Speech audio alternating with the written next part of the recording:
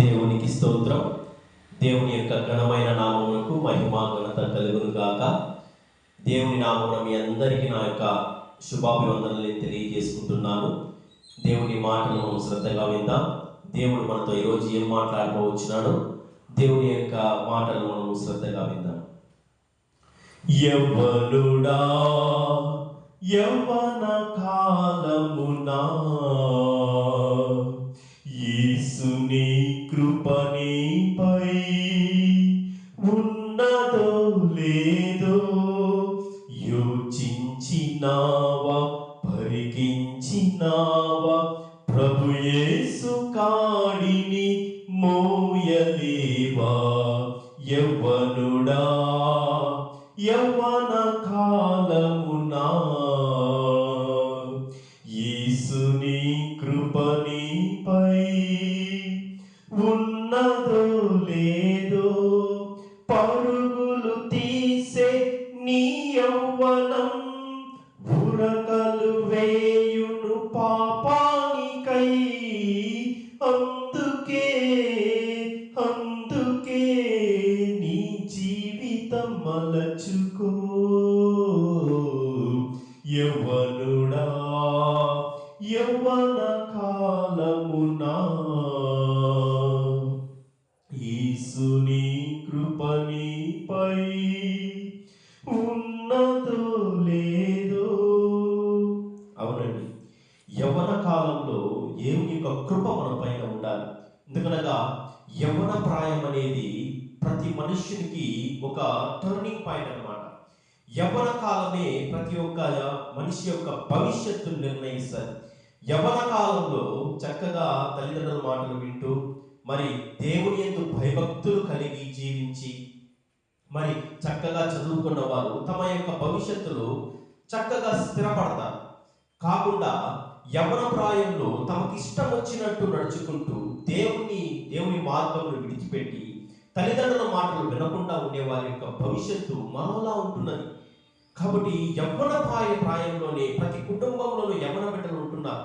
వారి కొరకు మనం ముఖ్యముగా ప్రార్థన చేయాలి. ఎందుకనగా యవ్వనస్తులనే ఈరోజు అపవాది టార్గెట్ చేస్తున్నాడు.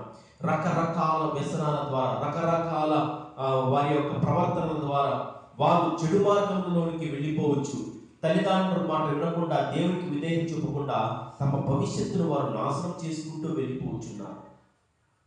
కాకపోతే పరిశుద్ధ గ్రంథం మనకేం చదివిస్తుందంటే యవ్వన బిడ్డలు ఎలా బ్రతకాలి, ఎలా జీవించాలి, యవ్వన బిడ్డ యవ్వనంలో ఎలా క్రమశిక్షణ కలిగి బ్రతికినప్పుడు వారి యొక్క భవిష్యత్తు ఎలా ఉంటున్నది, మరి దేవుని పట్ల విధేయత కలిగి దేవుని యందు భయభక్తులు కలిగి ఎన్ని కష్ట నష్టాలు వచ్చినా, ఎన్ని శ్రమలు వచ్చినా, ఎన్ని నిందలు వచ్చినా, ఎన్ని అపవిత్రమైన కార్యాలు ఎదురైనా కానీ వాటన్నిటినీ కూడా జయించి ప్రభు పేరు జయించిన వారి యొక్క జీవితం ఎలా ఉంటున్నదో మనకు బైబిల్ గ్రంథం స్పష్టంగా మనకు తెలియజేస్తున్నదండి. బైబిల్ గ్రంథంలో మనకు తెలియదంటూ ఏది ఉండదు. ప్రతి ఒక్క విషయము బైబిల్ గ్రంథంలో పొందుపరిచి ఉంటున్నారు. అందుకని పరిశుద్ధాత్మ దేవుడు పొందుపరిచి ఉంటున్నాడు. యవ్వనస్తులు ఎలా బ్రతకాలి, మధ్య వయసులో ఎలా బ్రతకాలి, బాల్యంలో ఎలా జీవించాలి, వృద్ధాప్యంలో ఎలా జీవించాలి, ప్రతి ఒక్క విషయము బైబిల్ గ్రంథం మనకు బోధిస్తుంది. కాబట్టి బైబిల్ గ్రంథంలో మనం శ్రద్ధగా చదివినట్టయితే మనము యవ్వన కాలంలో మన జీవితంలో మరి మన యవ్వన బిడ్డలు కూడా ఎలా ప్రవర్తింప చేయాలో కూడా మనకు ప్రభువు నేర్పిస్తారు. చూడండి, మీరు 1 యోహాను 2వ అధ్యాయం 14వ వచనంలోని చివరి భాగంలో ఒక మాట వ్రాయబడింది. 1 యోహాను 2వ అధ్యాయం 14వ వచనంలో, యవనస్తులారా మీరు బలవంతులు, దేవుని వాక్యము మీ యందు నిలుచుచున్నది, మీరు దుష్టిని జయించున్నారు కనుక మీకు వ్రాయిచున్నాను. యవనస్తులారా మీరు బలవంతులు. దేవుడు తెలియజేస్తున్నాడు.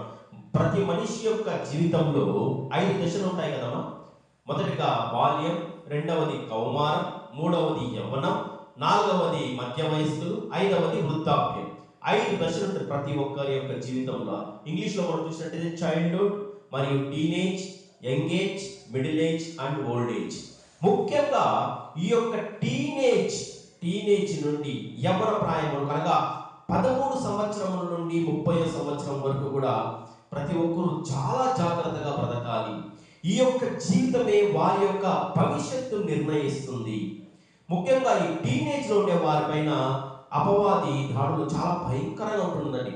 ఈరోజు సమాజంలో ఎంత సులభమైపోయిందంటే, సెల్ ఫోన్ ఓపెన్ చేసినట్టయితే అశ్లీలమైన దృశ్యాలు, మరి బయట వెళ్ళినట్టయితే స్నేహితులతో చాలా మంది స్నేహితులు వారు చెడుదారి పట్టడం మాత్రమే కాకుండా మరి మన యవన బిడ్డలను కూడా జరపడానికి వాళ్ళు ప్రయత్నం చేస్తున్నారు. అనగా సులభంగా చెడిపోవడానికి యవన బిడ్డలకు చాలా చాలా మార్గాలు, చాలా చాలా అవకాశాలు ఉంటున్నాయి.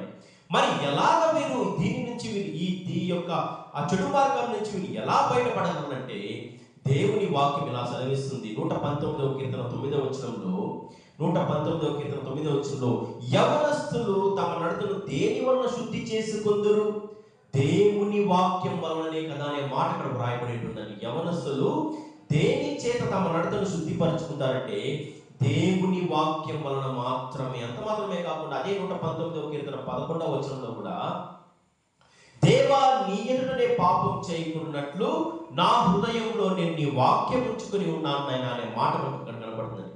యవన బిడ్డలు అనగా మన యొక్క పిల్లలను మనము బాల్య దశ నుండి, చిన్న బిడ్డల వయసు నుండి మనము వారిని వాక్యంలో చక్కగా మనము పెంచినట్టయితే వారు త్రోవ తప్పిపోకుండా, త్రోవ తొలగిపోకుండా, దేవుని మార్గంలో నుంచి వారు బయటకు వెళ్ళిపోకుండా పరిశుద్ధాత్మ దేవుడు వారికి సహాయం చేస్తారు. ఎందుకనగా సులువుగా చిక్కులు పెట్టు ప్రతి పాపమును విడిచిపెట్టినట్లుగా విశ్వాసముకు కర్తయు దాన్ని కొనసాగించే వాడువైనా యేసు వైపు చూడమంటున్నాడు పౌలు గారు హెబ్రీ సంఘానికి రాస్తూ. కాబట్టి మన యవన బిడ్డల హృదయంలో వాక్యం ఉన్నట్టయితే, యవన బిడ్డలే కాదండి, ఈ కాలంలో వృద్ధులకు కూడా ఈ యొక్క చెడు ఆలోచనలు వస్తున్నాయి. వృద్ధులకు కూడా మొన్న చూసినట్టయితే మనము బాలిక పైన ఒక వృద్ధుడు ఆయన లైంగిక దాడి చేసినాడు.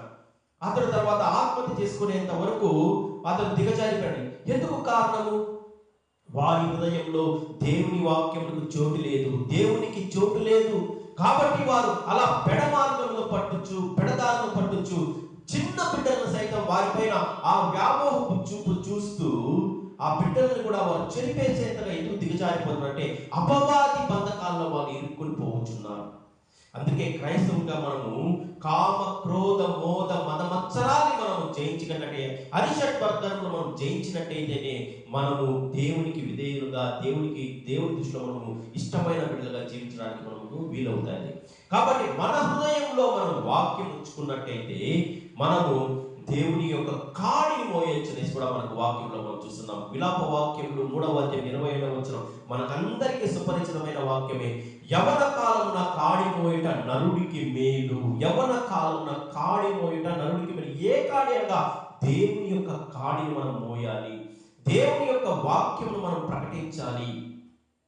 యవన కాలంలో పుట్టిన బిడ్డలు బలవంతుల చేతిలో భారము వంటి వారిని కూడా మనం వాక్యంలో చూస్తున్నాం. కాబట్టి యవ్వనం అనేది మనము అతి జాగ్రత్తగా మనము ఆ యొక్క యవ్వన జీవితంలో మన యొక్క క్యారెక్టర్ను, మన యొక్క ప్రవర్తనను కాపాడుకున్నట్టయితే, దేవునికి మనము చోటిచ్చినట్టయితే, దేవుడు మన యొక్క భవిష్యత్ అంతా కూడా మనల్ని ఒక సురక్షితమైన మార్గంలో, ఒక పవిత్రమైన మార్గంలో జీవించడానికి పరిశుద్ధాత్మ దేవుడు మనకు సహాయం చేస్తున్నాడు. మరి అంత మాత్రమే కాకుండా ప్రసంగి గ్రంథము 12వ అధ్యాయం 1-2 వచనాలను మనం చూసినట్టయితే, దుర్దినములు రాకముందే ఇప్పుడు వీటి యందు నాకు సంతోషం లేదని నీవు చెప్పు సంవత్సరంలో రాకముందే, తేజస్సులకు సూర్యచంద్ర నక్షత్రములు చీకటి కమ్మకముందే, వాన వెలిసిన తర్వాత మేఘములు రాకముందే, నీ బాల్య దినముల యందే నీ సృష్టికర్తను స్మరణకు తెచ్చుకొనము. అనగా నీ యొక్క జీవితంలో నీవు వృద్ధాప్యం వరకు నువ్వు ఎదురు చూస్తూ ఈ యొక్క జీవితం అంతా నువ్వు సుఖభోగాలు అనుభవిస్తూ ఈ లోక సంబంధమైన అపవిత్రమైన కార్యాలను చేస్తూ, త్రాగుచు, తిరుగుచు, వ్యభిచారం చేస్తూ, మరి ధూమపానం చేస్తూ, అలరితో కూడిన ఆటపాటలు నువ్వు నడుపుచు, వీటన్నిటినీ అయిపోయిన తర్వాత ఎప్పుడో వృద్ధాప్యంలో, అనగా మనము మన యొక్క శక్తి అంతా ఉడిగిపోయిన తర్వాత మనము బైబిల్ చదువుకుందాంలే, చర్చికి వెళ్తాంలే, మరి దేవుని సేవ చేస్తాంలే అంటే నీకు తెలియదు, నీ యొక్క దినం యొక్క అంతము నీకు తెలియదు, నీకు ఆ దుర్దినం ఎప్పుడు వస్తుందో నీకు తెలియదు. కాబట్టి నీకు శక్తి ఉన్నప్పుడు, ఎలాగా నీ బాల్య దశలో, నీ యొక్క యవ్వన ప్రాయంలోనే నువ్వు దేవుని నువ్వు సృష్టికర్తను స్మరణకు తెచ్చుకోవాలనేసి వాక్యం మనకు బోధిస్తున్నదండి. కాబట్టి జీవితం అంతా నువ్వు మనం పవిత్రంగా జీవించాలంటే మనకు పునాది సరిగ్గా ఉండాలి. పునాది మనకు సరిగ్గా ఉన్నప్పుడు మనము మన యొక్క మంచి మార్గం నడవడానికి దేవుడు మనకు పరిశుద్ధాత్మ దేవుడు మనకు సహాయం చేస్తాడు. అంతేగాని ఎప్పుడో మనకు ముసిలితనం వచ్చినప్పుడు, లేదంటే మన శక్తి అంతా వెళ్ళిపోయినప్పుడు మనము దేవుని స్మరించుకుంటాము, దేవుని నామస్మరణ చేసుకుంటాము, బైబిల్ చదువుకుంటాము అనేది అది అస్సలు కరెక్ట్ కానే కాదు. ఎవని అంతము ఎవరికి తెలియదు. కాబట్టి ఆ యొక్క దుర్దినము రాకముందే మనము మేలుకొందాం. మన యొక్క యవ్వన దశలోనే మనము సృష్టికర్తను తలుచుకుందాం, స్మరించుకుందాం. ఈ యొక్క భయంకరమైన పాపములన్నిటినీ విడిచిపెట్టి ఆ యొక్క పాపం స్నేహాన్ని కూడా మనం విడిచిపెట్టి, ఎందుకనగా దుష్ట సాంగత్యం మంచి నడవడిని చెరుపుననే మాట మనకు కొరింథీ రాసిన 1 కొరింథీయులు 15వ అధ్యాయంలో ఆ మాట మనకు అక్కడ కనబడుతుంది. దుష్ట సాంగత్యం మంచి నడవడిని చెరుపును. కాబట్టి మనం ఎవరితో సహవాసం చేస్తున్నామో మనం చూసుకోవాలి. దుష్టుల ఆలోచన నడవక, పాపుల మార్గంలో నిలవక, అపహాసులు కూర్చుంటే చోట కూర్చుంటక, యెహోవా ధర్మశాస్త్రం నందు ఆనందించుచు దివారాత్రులు దాన్ని ధ్యానించువాడు ధన్యుడు అన్నాడు వాక్యంలో. అంతేగాని మనం దుష్టులతో సాంగత్యం చేసుకుంటూ వారితో అలరితో కూడిన పడిన ఆటపాటలు మనం చూసుకుంటూ మరి డబుల్ మీనింగ్ జోకులకు మనం నవ్వుకుంటూ జీవించినట్టయితే పరిశుద్ధాత్మ దేవుడు దానిని ఆయన ఓర్వలేడు. కాబట్టి మనము దేవుని సన్నిధిలో పవిత్రమైన జీవితం జీవించాలనేసి మనకు వాక్యం బోధిస్తున్నదండి. అంత మాత్రమే కాకుండా యేసయ్య మనకు చక్కని మాదిరి. యేసయ్యే ఆయన తన యవ్వన కాలంలోనే సృష్టికర్తల గురించి ఆ యొక్క పరిశుద్ధ సువార్త పరిచర్య చేస్తూ ఆయన తన యవ్వన ప్రాయంలోనే ప్రభు సన్నిధికి ఆయన చేరుకొని ఉంటున్నాడు. మనందరి పాపముల కొరకు ఆయన మరణించి మనకు రావాల్సిన ఆ శిక్షను ఆయన భరించి ఆయన మన ఎందరి పాపములను కొరకు యవ్వన ప్రాయంలోనే ఆయన చనిపోయినట్టుగా వాక్యంలో చూస్తున్నాం. చూడండి, మనకు రోమపత్రిక 5వ అధ్యాయం 6వ వచనంలో, ఏలయనగా మనం ఇంకా బలహీనులమై ఉండగా క్రీస్తు యుక్త కాలంలో భక్తిహీనుల కొరకు చనిపోయెను. క్రీస్తు యుక్త కాలంలో భక్తిహీనుల కొరకు ఆయన చనిపోయినాడు. ఎవరైనా ఒక మంచి వారి కొరకు చనిపోయినట్టయితే దానికి మనకు విలువ ఉంటుంది. కానీ చెడిపోయిన మన కొరకు, చెడిపోయిన మనందరి కొరకు, మనందరి పాపముల కొరకు ఆయన మనకు రావాల్సిన శిక్షను శిలోవాపై ఆయన భరించి ఉంటున్నాడు. మరి అంత మాత్రమే కాకుండా బైబిల్ గ్రంథంలో మనకు ఒక 4 వ్యక్తులు, ముఖ్యంగా పాత నిబంధన గ్రంథంలో చూసినట్టయితే యోసేపు యొక్క జీవితం చూసినట్టయితే అద్భుతమైన యవ్వన ప్రాయంలోనే ఆయన అద్భుతంగా ఆయన జీవించినాడు. అందరికీ ఒక మాదిరికరమైన జీవితాన్ని ఆయన జీవించి చూపించినాడు యోసేపు. ఆయన 13 సంవత్సరాల పాటు చేయని పొరపాటుకు ఆ యొక్క కారాగృహంలో ఆయన ఉన్నా గానీ దేవుడు ఆయన జ్ఞాపకం చేసుకొని ఆ యొక్క బంధకముల తర్వాత యెహోవా అతనికి తోడై ఉండేది కనుక ఆయన తన మిగిలిన జీవితము ఐగుప్తు దేశం పైన ఫరో తర్వాత ఫరోంతటి వాడుగా స్థానం ఆయన సంపాదించుకొని ఆయన ఇశ్రాయేలు ప్రజలకు ఎంతో ఆశీర్వాదకరమైన జీవితాన్ని జీవించినాడు. ఒక దావీదును తీసుకోండి. దావీదు కూడా తన బాల్యంలోనే ఆయన తన గొర్రెలు మేపుకుంటూ ఆయన సృష్టికర్తల గురించి కీర్తనలు పాడుకుంటూ ఆయన ఆరాధిస్తూ ఆయనను ప్రార్థిస్తూ ఆయన విజ్ఞాపన చేస్తున్నప్పుడు దేవుడు అతన్ని జ్ఞాపకం చేసుకొని గొల్యాతు పైన దావీదు యొక్క బాల్య దశలోనే గొల్యాతు పైన ఒక గొప్ప విజయం సాధించి 40 సంవత్సరాల పాటు ఉమ్మడి ఇశ్రాయేలు యొక్క రాజ్యానికి దావీదును ఒక రాజుగా, మహారాజుగా దేవుడు ఆయన నియమించి ఉంటున్నాడు. మరి అంత మాత్రమే కాకుండా ముఖ్యంగా మనం ఈరోజు తెలుసుకోగలిగింది ఒక దానియేలు, షద్రకు, మేషకు, అబేద్నెగో యొక్క జీవితం మనం చూసినట్టయితే వారు తమ యవ్వన ప్రాయంలో తమ ఇంట కాకుండా పరాయి దేశంలో వాళ్ళు జీవించినప్పుడు, ఒక రాజగృహంలో ఉన్నప్పుడు అన్ని సుఖభోగాలు అనుభవించాల్సిన ఆ యొక్క యవ్వన ప్రాయంలో దేవుని కొరకు ఒక పవిత్రమైన జీవితంలో వారు జీవించి తమ నడతను శుద్ధిగా చేసుకునే వల్ల వారు ఎంతో ఆశీర్వాదం పొందుకొని మనందరికీ ఒక మాదిరికరమైన జీవితం వారు జీవించి చూపించుకున్నారు. ఈరోజు వారి యొక్క జీవితం గురించి మనం కొద్ది నిమిషాలు ధ్యానం చేసుకొని మనము మన యొక్క వాక్య సందేశాన్ని ముగించుకుందాం. చూడండి, వీరి యొక్క జీవితం మనకు అందరికీ ఒక ఇన్స్పిరేషన్ గా, దానియేలు, శద్రకు, మేషకు, అబేద్నెగో జీవితం మనందరికీ ఒక ఇన్స్పిరేషన్ గా, మన కుటుంబంలో ఉన్న యవన బిడ్డలకు అందరికీ ఈ యొక్క వృత్తాంతము అందరికీ ఒక ఇన్స్పిరేషన్ గా నిలుస్తున్నదండి. యూదా రాజు యెహోయాకీము కాలంలో బబులోను రాజైన నెబుకద్నెజరు ఇశ్రాయేల్ దేశం పైన, యూదా దేశం పైన ఆయన దండెత్తి వారి దేశాన్ని వారు ముట్టడి చేసి ఆ దేశం పైన ఒక గొప్ప విజయాన్ని సాధించి యూదా దేశంలో ఉన్నటువంటి సొలొమోను నిర్మించిన ఆ యొక్క అద్భుతమైన యెహోవా దేవుని యొక్క మందిరమును వారు కూలదోసేసి అందులోని దేవోపకరణాలు అన్నిటిని తీసుకుని తమ దేశాన్ని తీసుకుని వెళ్ళడం మాత్రమే కాకుండా ఆ దేశంలో ముఖ్యంగా యూదా దేశంలోని రాజవంశములోని బాలులను, వారు ఎలాంటి వారంటే ఇశ్రాయేలు రాజవంశములలో ముఖ్యులై లోపము లేని సౌందర్యమును, సకల విద్య ప్రావీణ్యతను, జ్ఞానమును కలిగి తత్వ జ్ఞానము తెలిసిన వారై రాజనగరునందు నిలవదగిన కొందరు బాలులను రప్పించి కల్దీయుల యొక్క విద్యను, భాషను వారికి నేర్పడానికి అక్కడ నుండి అష్పేనసు అనే ఒక నపుంసకుల అధిపతికి ఆజ్ఞయించున్నాడు. ఇశ్రాయేల్ దేశంలో నుంచి వచ్చినటువంటి మహా జ్ఞానులైన బాలులను, రాజవంశం నుండి ఆ యొక్క బాలులను తీసుకుని వచ్చి కల్దీ విద్య నేర్పించడానికి వారు 3 సంవత్సరముల పాటు వారికి తర్ఫీదు ఇచ్చి తర్వాత రాజు యొక్క సముఖంలో వారు నిలబెట్టినట్లుగా రాజు వారికి ఆజ్ఞయించున్నాడు. వారికి భోజనం కూడా రాజగృహంలో నుండి రాజు భుజించు భోజనము, రాజు పానము చేయు ద్రాక్షారసమును వారికి నియమించినప్పుడు ఆ యొక్క బాలుల పేర్లు ఏమనగా, మొదటి ఆయన పేరు దానియేలు, రెండవ ఆయన పేరు హనన్య, మూడవ బాలుని పేరు మిషాయేలు, నాలుగవ బాలుని పేరు అజ్జర్యా అని వారు వీరిలో ఉన్నారు. ఈ యొక్క నపుంసకుల అధిపతి వారి పేర్లను వారు కూడా మార్చేస్తూ దానియేలుకు బెల్తషాజర్ అని పేరు, మరి హనన్యాకు శద్రకనియు, మిషాయేలుకు మేషాకనియు, అజర్యాకు అబేద్నెగో అని వారికి పేర్లు మార్చివేసేట్టుగా మనం వాక్యంలో చూస్తున్నాం.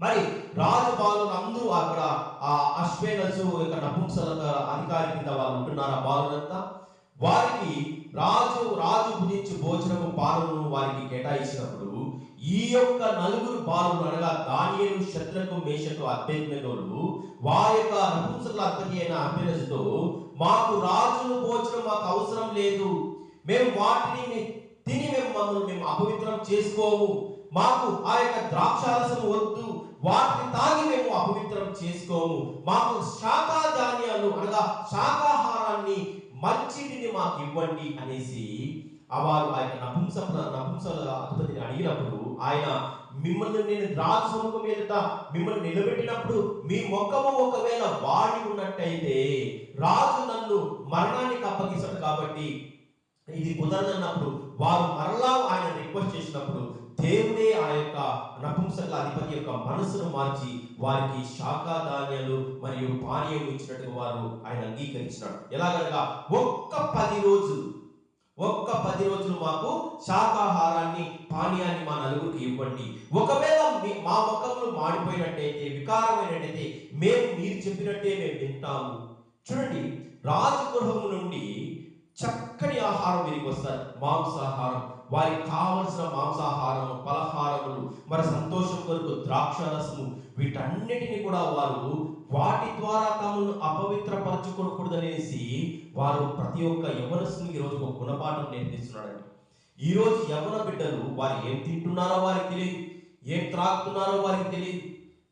మరి ఇష్టారాజ్యంగా కుటుంబంలోని పెద్దల మాటలు వినకుండా తమకు ఇష్టం వచ్చినట్లు ప్రవర్తిస్తూ, చెడు స్నేహాలు చేస్తూ, చెడు దారులు తొక్కుతూ తమ యవన కాలాన్నింటినీ వాళ్ళు వ్యర్థం చేసుకుంటున్నారు. కానీ ఇక్కడ చూసినట్టయితే ఈ యొక్క బాలుడు తమ తల్లిదండ్రులు తమ దగ్గర లేరు, తమది కాని తమ దేశంలో ఉంటున్నారు. అంత మాత్రమే కాకుండా రాజగృహం నుంచి వస్తున్న ఆ యొక్క ఆహారాన్ని కూడా వారు నిరాకరిస్తున్నారంటే దేవుని పట్ల వారికి ఉన్న విశ్వాసము, వారికి ఉన్న ఆ పవిత్రమైన జీవితం గురించిన వారికి ఉన్న ఆలోచన మనం అర్థం చేసుకున్నట్టయితే ఎంతో ఉన్నతమైనగా వాళ్ళ యొక్క వ్యక్తిత్వాలు మనకు కనబడుతున్నాయండి. చూడండి, బైబిల్ గ్రంథంలో మనకు కొన్ని మాటలు కనబడతాయి. సామెతల గ్రంథము 23వ అధ్యాయము 20-21 వచనాల్లో ఒక మాట మనకు కనబడతాయి. సామెతల గ్రంథము 23వ అధ్యాయం 20 నుంచి 21 వచనం వరకు. ద్రాక్షారసము త్రాగువారితోనైనను మాంసము హెచ్చుగా తినువారితోనైనను సహవాసము చేయకుము. త్రాగుబోతులను తిండిపోతులను దరిద్రులకు అనే మాట మనకు కనబడుతుందండి. మన యొక్క స్నేహం కూడా ముఖ్యంగా యవన బిడ్డలు త్రాగుబోతులతో సహవాసం చేయకూడదు, తిండిపోతులతో సహవాసం చేయకూడదు, ఎక్కువ మాంసాపేక్ష కలిగిన వారితో కూడా నువ్వు సహవాసం చేయకూడదు. ఈ యొక్క త్రాగుడు కావచ్చు, తిండిపోతులు కావచ్చు, ఆఖరికి వారు ఏమవుతారంటే దరిద్రులైతారు. మనము ఆహారం తినే విషయంలో కూడా మనం ఒక క్రమశిక్షణ కలిగి జీవించాలి. ఈరోజు ఆహారము తక్కువై ఎవరికి రోగాలు రావడం లేదు, కానీ ఆహారము ఎక్కువయ్యే రోగాలు తెచ్చుకుంటున్నారండి.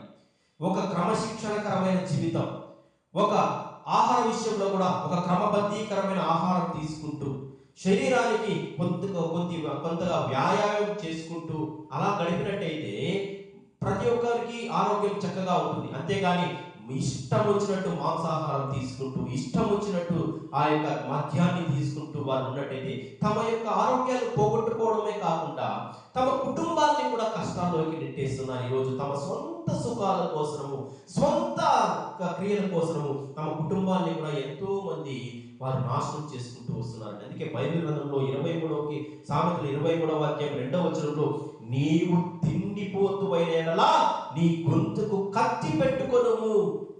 నీవు తిండిపోతువైనలా నీ గొంతుకు కత్తి పెట్టుకోవడం అనే మాట మనం చూస్తున్నాం. ఏం తింటున్నాం, ఏం త్రాగుతున్నాం, ఎంత తినేస్తున్నాం, ఇవన్నీ కూడా మనం బేరీజు వేసుకోవాలి. మనం ఈ లోకంలో చక్కగా ఆరోగ్యంగా జీవించాలంటే మనం ఆహార నియమాలను పాటించాలి. కాబట్టి మనకు ఈ యొక్క బైబిల్ గ్రంథమే మనకు అన్ని బోధిస్తున్నది. మరీ ముఖ్యంగా ఈ యొక్క ద్రాక్షారసము మద్యము త్రాగు వారితో నువ్వు చాలా దూరంగా, చాలా జాగ్రత్తగా ఉండమని కూడా వాక్యం మనకు బోధిస్తున్నదండి. చూడండి, ఆ యొక్క మద్యం గురించి వాక్యంలో ఇలా ఉంటున్నది. ఆ యొక్క ద్రాక్షారసం గురించి సామెతల గ్రంథం 23వ అధ్యాయం 29 నుంచి 32 వచనాలు చదివినట్టయితే అద్భుతమైన మాటలు మనకు కనబడతాయి. ఎవరికి శ్రమ, ఎవరికి దుఃఖము, ఎవరికి జగడములు, ఎవరికి చింత, ఎవరికి హేతువు లేని గాయములు, ఎవరికి మంద దృష్టి, ద్రాక్షారసంతో ప్రొద్దుపుచ్చు వారికే కదా, కలిపిన ద్రాక్షారసము రుచి చూడ చేరువారికే కదా, ద్రాక్షారసము మిక్కిలి ఎర్రగను, గిన్నెలో తలతలలాడుచుండను, త్రాగుటకు రుచిగా ఉండును, దాని వైపు చూడకము, పిమ్మట అది నిన్ను సర్పము వలె కరుచును, కట్ల పాము వలె అది నిన్ను కాటు వేయును. ఒక్కసారి ఆ యొక్క వ్యసనంలోనికి గాన బాలురు కావచ్చు, యవనస్తులు గాను వారి యొక్క వ్యసనంలో వెళ్ళిపోయినట్టయితే తరువాత వెళ్ళి తిరిగి చూడడం చాలా చాలా కష్టం అండి. ఒక్కసారి ఆ మత్తుకు అలవాటైనట్టయితే, ఒక్కసారి యొక్క వ్యసనానికి అలవాటైనట్టయితే తిరిగి రావడం చాలా కష్టం. కాబట్టి అటువంటి ఛాయలకు కూడా వెళ్ళకూడదు. అది కట్ల పాము వలె అది కాటు వేస్తుందంట, మిడినాకు సర్పం వలె అది కరుస్తుందనేసి కూడా మనకు వాక్యం వస్తుంది. కాబట్టి యవన బిడ్డలు ముఖ్యంగా మనము యవన బిడ్డల్ని మనం హెచ్చరిస్తూ అటువంటి యొక్క మార్గంలో వారు వెళ్ళిపోకుండా వారికి మనం ఆటంకపరుస్తూ వారి కొరకు మనం ప్రార్థన చేసినప్పుడు వారు కూడా వారి సక్రమమైన జీవితంలో జీవిస్తారు. ముఖ్యంగా వారు వాక్యం తెలుసుకొని వాక్యం ద్వారా జీవించినట్టయితే ఈ లోకంలో వారు ఆ యొక్క అపవిత్రమైన జీవితం జీవించకుండా పరిశుద్ధాత్మ దేవుడు వారికి ఆ యవన ప్రాయంలో దేవుడు వారికి సహాయం చేశాడు. ఇక్కడ మనం చూసినట్టయితే ఆ యొక్క దానియేలు, షద్రక్, మేషక్, అబేద్నెగోలకు ఆ యొక్క నపుంసకుల అధికారి అశ్వేనజు ఒక 10 రోజుల పాటు వారికి ఆ యొక్క శాకాహారాన్ని ఇచ్చి తాగడానికి నీళ్ళిచ్చి వారిని పరీక్షించినప్పుడు మిగతా బాలులందరికంటే వీరి ముఖంలో ఆ యొక్క తేజస్సు, ఆ యొక్క కళ, ఆ యొక్క ప్రశాంతత ఆ యొక్క వారు గమనించినట్టుగా మనం వాక్యంలో చూస్తున్నామండి. మిగతా వారికేమో రాజభోజనము, ఆ యొక్క చక్కని మాంసాహారము, మరి చక్కని ద్రాక్షారసం తీసుకున్న వారు వారికన్నా వీరు మితాహారం తీసుకుంటూ శాకాధాన్యాలు తీసుకుంటూ నీటిని త్రాగడంతో పాటు దేవునికి వీరు విధేయులై జీవించినప్పుడు వీరి యొక్క ముఖంలో ఆ యొక్క ప్రశాంతత, ఆ యొక్క కళ వారి కనబడినప్పుడు ఆ యొక్క అశ్వేనజు వారందరికీ కూడా వారి యొక్క ఆహారం తీసి ఆ యొక్క రాజాహారం తీసివేసి వారికి కూడా ఆ యొక్క షద్రక్, మేషక్, అబేద్నెగోలు తీసుకున్న ఆ ఆహారాన్ని వారికి కూడా అందించినట్టుగా మనం వాక్యంలో చూస్తున్నాం. అంత మాత్రమే కాకుండా ఆ యొక్క బాలురు అన్ని విషయంలో వారందరికంటే ఎక్కువ ప్రావీణ్యత కలిగినట్టుగా మనం వాక్యంలో చూస్తాం. చూడండి, దానియేలు గ్రంథము 1 అధ్యాయం 14-16 చూసినట్టయితే, అందుకతడు ఈ విషయంలో వారి మాటలకు సంబంధించి 10 దినముల వరకు వారిని పరీక్షించెను. 10 దినములైన తర్వాత వారి ముఖములు రాజభోజనం భుజించు బాలులందరి ముఖముల కంటే సౌందర్యముగాను కలగాను కనబడిన గనుక రాజు వారికి నియమించిన భోజనమును పానమును కొరకైన ద్రాక్షారసమును ఆ నియామకుడు తీసివేసి వారికి కూడా శాఖాధాన్యాలు ఇచ్చును. అంత మాత్రమే కాకుండా 17-20 వరకు చూసినట్లయితే, ఆ నలుగురి బాలుని సంగతి ఏమనగా, దేవుడు వారికి జ్ఞానమును సకల శాస్త్ర ప్రావీణ్యతయు వివేచనయు అనుగ్రహించెను.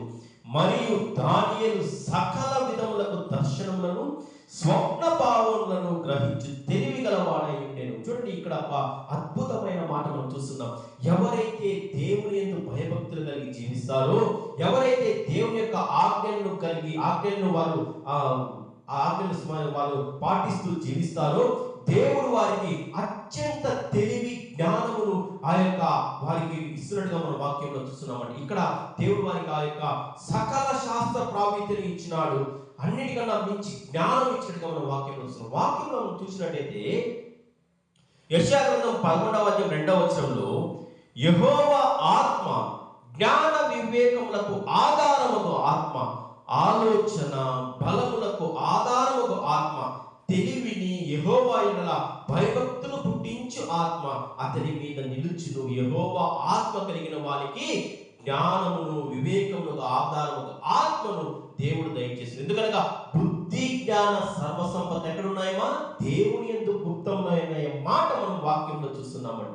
అంత మాత్రమే కాకుండా యెషయా గ్రంథం 28-29 కూడా, జనులు సైన్యములకు అధిపతి యెహోవా చేత దాన్ని నేర్చుకుందురు, ఆశ్చర్యమైన ఆలోచన శక్తియు అధిక బుద్ధియు అనుగ్రహించేవాడు ఆయనే.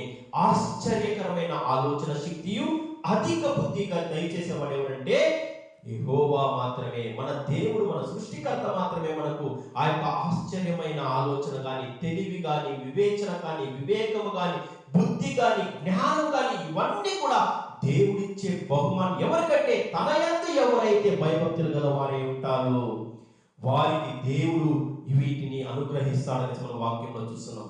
అక్కడ కూడా ఆ యొక్క దానియేలు, షద్రక్, మేషక్, అబేద్నెగోలు ఆ యొక్క 70 సంవత్సరాల చెరలో ఉన్నప్పుడు కూడా ఇశ్రాయేలీయులు వారు చూపించిన ఆ యొక్క అధికమైన భక్తి, యెహోవా యందు భక్తి, మరి దేవుడు వారికి ఇచ్చిన ఆ యొక్క ఆలోచన జ్ఞానమునకు అక్కడ ఉన్నవారు కూడా ఎంతో ఆశ్చర్యపోయినారండి. దానియేలు గురించి మీకు దానియేలు గ్రంథము 6-3 ఇంత శ్రేష్టమైన బుద్ధి కలవాడని వాక్యం సెలవిస్తున్నదండి. అంతటి సాక్ష్యం పొందిన వారు వీరు నలుగురు ఎలా ఈ యొక్క యవన కాలంలో వారికి సాధ్యమైందంటే, తమ యవ్వన ప్రాయంలోనే వారు దేవుణ్ణి తెలుసుకుని ఉంటున్నారు, దేవుని కొరకు జీవించినారు. ఎన్ని కష్టాలు వచ్చినా వారిని ఆ యొక్క అగ్నిగుండంలో పడవేసినప్పుడు, షద్రక్, మేషక్, అబేద్నెగోని అగ్నిగుండంలో పడవేసినప్పుడు కూడా వారు తమ భక్తి జీవితాన్ని కోల్పోలేదు. దానియేలు సింహాసనంలో వేసినప్పుడు కూడా తమ దేవుని వారు విడిచిపెట్టలేదు. కాబట్టి దేవుడు వీరిని ఆ యొక్క బిడ్డలను వారు ఆ యొక్క దేశంలో, బబులోను దేశంలో అందరికన్నా పై స్థానంలో దేవుడు వారిని నియమించినట్టుగా మనం వాక్యంలో చూస్తున్నామండి. ఒక శత్రు రాజ్యంలో కూడా దానియేలు శ్రేష్టమైన బుద్ధి గలవాడు లేడనేసి సాక్ష్యం పొందినాడంటే దేవుని యందు భయభక్తులు కలిగి జీవించడమే అందుకు ప్రధానమైన కారణం. కాబట్టి ఈ రోజు మన కుటుంబాల్లో ఉన్న యవన బిడ్డలు కూడా వారు కూడా దేవుని యందు భయభక్తులు కలిగి జీవించి తమ యవ్వన దశలోని సృష్టికర్తను స్మరణ చేసుకొని తమ యవ్వన కాలము దేవునికి అప్పగించినట్టయితే దేవుడు కూడా వారిని ఇటువంటి జ్ఞానమును, బుద్ధి, సర్వ సంపదలు వారికి దయచేస్తూ వారిని కూడా తమ భవిష్యత్తులో ఈ ప్రపంచంలో ఒక ఉన్నతమైన స్థానంలో నిలబెట్టడానికి దేవుడు వారికి సహాయం చేస్తాడు. కాబట్టి మనం కూడా మన బిడ్డల కొరకు ప్రార్థన చేద్దాం. మన బిడ్డలను దేవునికి మనం అప్పగిద్దాం. దేవుడి యొక్క కొద్ది మాటలు దీవించను గాక. Amen. Praise the Lord. Hallelujah.